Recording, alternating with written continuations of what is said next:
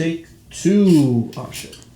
As a self-proclaimed maximalist, downsizing to a few things on my desk can be quite challenging. Sharing a space limits your options on what you can actually own and sort of allows you to cherish things you truly need for your day-to-day. So because this is a new space, I decided to give myself a clean slate and start over from scratch. If you've seen my last desk setup video, there are going to be a few things that you may have already seen before, but with a slight emphasis on minimalism as a whole. I will have links down below for all the products if you guys are interested. And also, if you guys don't mind, since you're going to be down there, please hit that subscribe button down below. We are so close to hitting monetization. I've hit all my metrics for YouTube, and the only thing we have left is going to be the subscriber count, which is we're about, I think, around 420, I believe, subscribers away. So please, if you guys don't mind, hit that subscribe button. I would greatly appreciate it. Thank you guys so much, and well, let's get into it. Starting with the desk, the tabletop is the IKEA Lagkapten. It is about 63 inches across and 31 inches wide with a matte white finish that looks pretty decent. This provides me ample room to record for B-roll and doing unboxings. It is a relatively cheap desktop that can be had for only $70, and it's fairly simple to attach any type of desk legs under this desktop. So I opted for extremely cheap standing desk frame from Amazon for only $100. Not bad for a self-made standing desk that cannot be replicated at this exact price point for its size. Unfortunately, there were some drawbacks to this. The actual quality of the desk is very disappointing because I found out that it was almost entirely made out of particle board, which is right above cardboard in terms of hardness and durability. So I couldn't necessarily hang things over 15 pounds with screws without being torn off by gravity on this desk. And on top of that, my monitor arm with regular use has broken a big chunk off this desk, which had to be reinforced by a small little 2x4 wooden slab. So I'm in the market for a standing desk, so if there's any companies that want to send me a desk, hey, hit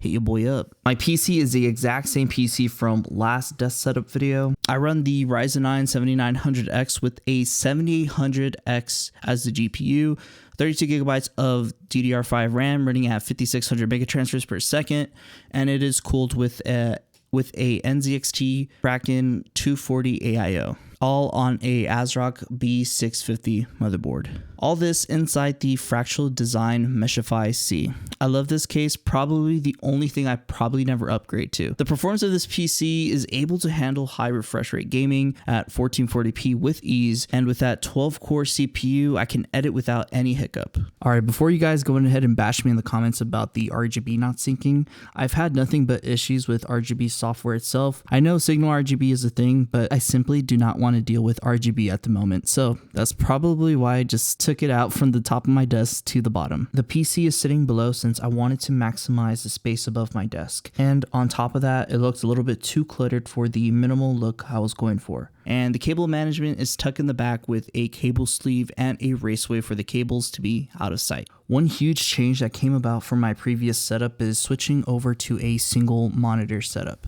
Despite obviously having the screen real estate for it, I found myself consistently distracted with YouTube videos, streams, and Discord messages, and it prevented me from getting any type of content creation work done. So I decided to jump ship when HEXCAL sent me their single monitor arm. It's so fluid and easy to adjust to any angle that I can imagine. And on top of that, it can support monitors up to 35 inches at 24 pounds, making it compatible with almost every single VESA mounted monitor. It also has a quick release VESA plate if you are someone who likes to switch in between different monitors for different tasks like color grading or video games. There is a built-in cable management on the arm itself, and you also have the ability to adjust the spring pressure for ease of use. If you want more information about this monitor mount, I have the links down in the description below, and huge thanks to HEXCAL for sending this out to me. Speaking of monitors, the one I've recently switched to is the Asus ROG Strix XG27 AQMR, a 27-inch 1440p 300Hz gaming monitor. I needed something that can handle both productivity and gaming without compromise to color accuracy or latency performance, and well, this monitor checks all my boxes. For being on 1080p for so long, making the switch to 1440p was actually jaw-dropping, and even going back to 1080p monitors, it's simply not the same. I finally understand why people make the switch, and they're likely never to go back to 1080p. There is a huge clarity difference, and I can see things much further and much farther in games, and on top of that, this monitor provides a wide range of colors with cinema standard DCI-P3 at 97%, sRGB at 120% color gamut. And I switched to the sRGB mode if I want to go ahead and get into video editing. There's about 5 different overdrive modes and even has ELMB and ELMB sync built in with a click of a button. I found that the ELMB has a little bit too much blur on subjects like Overwatch, and the brightness is toned down tremendously when enabled, which I find pretty annoying in a well-lit room. Luckily, it's not necessarily a deal breaker for me, and I don't see any advantages to backlight strobing since the performance of this monitor delivers great clarity at 300 Hz. There's so much oversaturation with gaming peripherals, it could definitely be overwhelming on what to choose exactly. As someone who regularly switches between different types of keyboards and mice, I don't really necessarily have a go-to, but I can tell you what I'm rocking right now. This is the LTC Nimbleback 75% wireless keyboard. I primarily use this for productivity, and it's my go-to keyboard at the moment. It's a hot swappable keyboard that supports wired, Bluetooth, and 2.4 wireless connections. It has a built-in 400 milliamp battery that lasts about 500 hours with no RGB, and all that for only $50, which is pretty good for what you're getting. I decided to change out the keycaps for these drop DCX solarized keycaps and even swap the switches to the Novel Keys Bad C tactile V2s. Here is a quick sound test.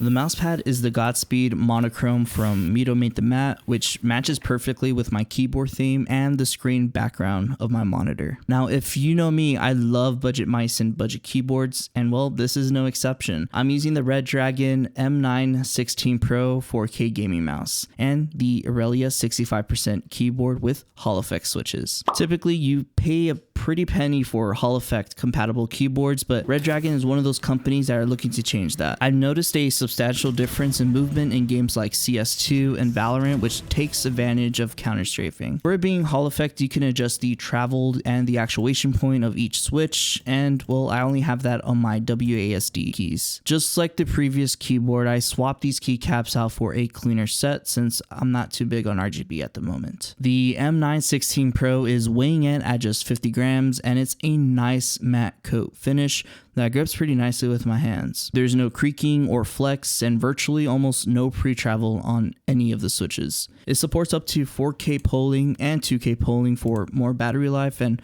I found the battery to last a lot longer compared to my Viper V2 Pro at 4K. The software lets you adjust the debounds, you can also enable angle snapping, etc. A lot of things you could change with the software, and well, all of this for only $40 for the mouse and $50 for the keyboard, which is honestly an absolute steal because you're getting probably one of the newest technologies at an affordable price point. Speaking of inputs, I also use the Streamdeck to switch between scenes when streaming, and I can also adjust the volume between audio inputs and have shortcuts to regularly access applications like YouTube or Twitch. You can have macros set up on video editing, but I honestly don't mess with that because, well, I'm kind of scared. Another input I use, but not as often anymore, is my custom Scuf reflex controller. This is the PS5 version, and it works great with my PC when I play games like Rocket League or Call of Duty. These controllers work great since you can map any buttons on the back of the 4 triggers, which is ideal for games like Call of Duty, where you don't want to necessarily pick up your thumbs from the thumbsticks to hit other buttons. Unfortunately, the colorway began to stain over the course of 2 years, even after wiping it down regularly with a disinfecting wipe. Despite not seeing the light of day as much anymore, I still love this controller, and well, for next time I possibly will invest in a different colorway. Now, my audio of choice are the Edifier's R1280Ts that I wrapped with a matte white wrap to match the aesthetics of the desk setup. The sound is fairly impressive, and even more impressive if you know how to EQ them properly, and you can also add a small little bass boost. You're welcome. I have them rested on some wall-mounted speaker stands from Amazon, and even used raceways to sort of neatly hide that one singular cable that connects the left to the right channels. I know it's a little bit overkill, but I don't necessarily have a great solution to hide this one small cable so far, so yeah. I decided to add a cable sleeve to hide the power cable and the 3.5mm jack, and then tied them down with some cable ties. I do use iems as well, and I'm currently using the Aria 2. Unlike the speakers, I don't necessarily have to EQ them to my liking. I love the sound signature out of the box. The bass is punchy but tamed, and I found the treble to be nice and sparkly and accurate. It is a full metal build with a high quality cable, and I switched out the ear tips with some aftermarket ones by SpinFits. I've also been using the HiFiman He400se as my headphone of choice. These are probably one of the cheapest planar magnetics you can get on the market, and it delivers a solid listening experience. I enable bass boost on my DAC when I listen to these headphones and raise the EQ to pick up the mids a little bit ever so slightly to get the best out of these cans. And to drive all my audio gear, this is where I use the iFi Zen Air DAC. The DAC amp combo provides a nice warm sound, which honestly I definitely prefer. There is also a power match button for those headphones requiring just a little bit more juice. There's also a built-in bass boost in a push of a button,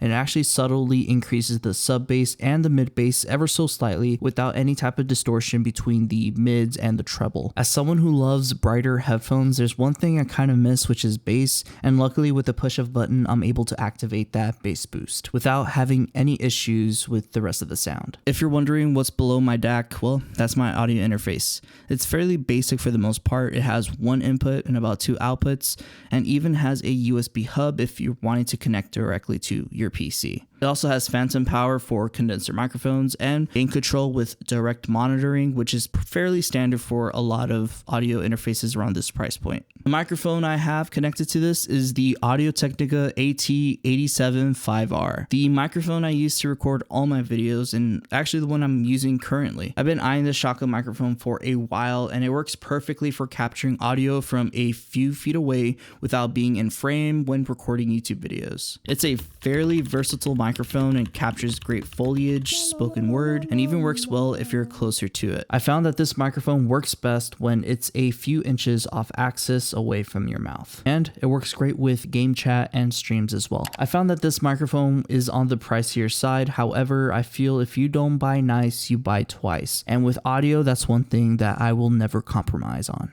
To my left hand side of the desk, I actually have a Pegboard by Pegzone. Essentially what this is just holds and places my items nice and neat. It holds my iems as well as my headphones, and it also stores my tools as well. Right below that is going to be a shelf where I actually showcase my keyboards and swap between both the gaming and the, I guess, regular keyboard for my day-to-day. I did cover this in my last video, so if you guys want more information, go ahead and check out that video. Lastly is going to be this Nova pen I got as a gift. It's nothing special really, it's just a pen with such a cool aesthetic. There's 4 magnets on each corner of the base, and it pushes the pen back and it creates a nice floating balancing effect. I thought it's actually pretty cool, and it's more of a statement piece than anything. It doesn't add any type of value or anything whatsoever. I just liked it enough to have it on my desk. All these accessories and all these items put together creates my minimal desk setup video. I know it isn't necessarily very minimal to begin with. However, all these items do create a very inviting environment, something that's not too overwhelming for me and something that I cherish a lot. But that's going to be it on my desk setup video. If you guys have any more questions or any thoughts about it, hey, just leave it down in the comment section below. Thank you guys so much for watching, and once again, please hit that subscribe button so we can reach monetization. It'll mean the world to me if we can accomplish that. Thank you guys so much, and I hope you guys all have a wonderful rest of your day. Deuces.